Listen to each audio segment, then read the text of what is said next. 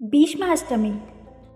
ಉತ್ತರಾಯಣ ಕಾಲದ ಮಾಘ ಮಾಸದ ಅಷ್ಟಮಿಯಂದು ಭೀಷ್ಮ ಪಿತಾಮಹ ತನ್ನ ದೇಹವನ್ನು ತ್ಯಜಿಸಿದ ದಿನ. ಪಿತೃದೋಷದಿಂದ ಮುಕ್ತಿ ಪಡೆಯಲು ಪೂರ್ವಜರಿಗೆ ಹಾಗೂ ಪಿತೃದೇವತೆಗಳಿಗೆ ತರ್ಪಣ ಬಿಡುವ ಆಚಾರ ನಮ್ಮ ಹಿರಿಯರಲ್ಲಿ ಇಂದಿಗೂ ವಾಡಿಕೆ ಇದೆ. ಸ್ನಾನದ ನಂತರ ಪೂಜೆ ಆರಂಭಿಸಿ ಸಾಧ್ಯವಾದಲ್ಲಿ ಉಪವಾಸ ಆಚರಿಸಿ ವಿಶೇಷ ಮಹತ್ವವಿದೆ.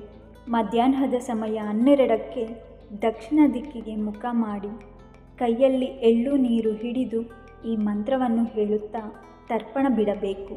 ವಯಾಗ್ರಪದ ಗೋತ್ರಾಯ ಸಾಂಕೃತ್ಯ ಪ್ರವರಾಯ ಚ ಗಂಗಾಪುತ್ರಾಯ ಭೀಷ್ಮಾಯ ಸರ್ವದಾ ಬ್ರಹ್ಮಚಾರಿಣೆ.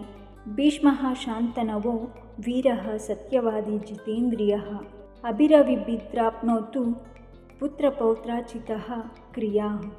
ಇದಾದ ನಂತರ ಭೀಷ್ಮ ಪಿತಾಮಹ ಮತ್ತು ಪೂರ್ವಜರಿಗೆ ನೆನೆದು ನಮಸ್ಕರಿಸಿ ಸಮಸ್ತ ಮಾನವಳಿಗೆ ವಿಷ್ಣು ಸಹಸ್ರನಾಮ ಅನುಗ್ರಹಿಸಿದವರು ಭೀಷ್ಮ ಪಿತಾಮಹ. ಗಂಗಾಪುತ್ರ ಭೀಷ್ಮನಿಗೆ ಅರ್ಘ್ಯವನ್ನು ಅರ್ಪಿಸುವಾಗ ಈ ಮಂತ್ರ ಪಠಿಸಿ. ವಸೂನಾಮಾವತಾರಾಯ ಶಾಂತರೋರಾತ್ಮಜಾಯ ಚ ಅರ್ಘ್ಯಂ ದದಾಮಿ ಭೀಷ್ಮಾಯ ಆಬಾಲ ಬ್ರಹ್ಮಚಾರಿಣಿ.